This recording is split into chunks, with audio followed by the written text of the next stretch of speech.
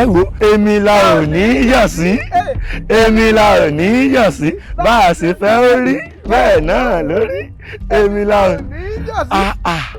Òrékelẹ́wọ̀ ọmọge kúrú yẹjọ́ aya mi dákúbà ń gbàdá ní.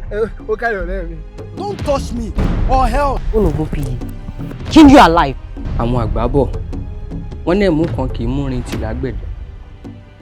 Àbọ̀ gbọ́ mi wò mí mo fẹ́ kó o fura gidigidi gan. Ìwọ ọmọkùnrin olójú dúdú yìí láàrin èmi rẹ nùlù yìí ìjà ṣẹ̀ṣẹ̀ bẹ̀rẹ̀ ni. Tinúọlá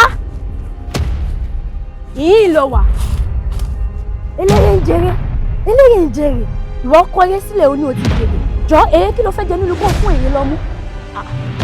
Ẹ bá gbé àdúní àbí kí lẹ ti ń gbé jáde o. Ó sì fara rẹ balẹ̀ ògún bí èmi níṣẹ̀lẹ̀ mi ló dé. Ṣé bí àdúní àtàwọn ẹ̀mẹ̀wá rẹ̀ ni wọ́n fún pàǹpà tí wọ́n lọ bá Tinúọlá mi lódò tí wọ́n bẹ̀rẹ̀ sí lu ọmọ onílùkulù ṣé mo fẹ́ gbá rẹ̀ lé wọn lọ́wọ́ ni. Èmi ní jẹ́ Tinúọlá mi. We need to teach her a lesson.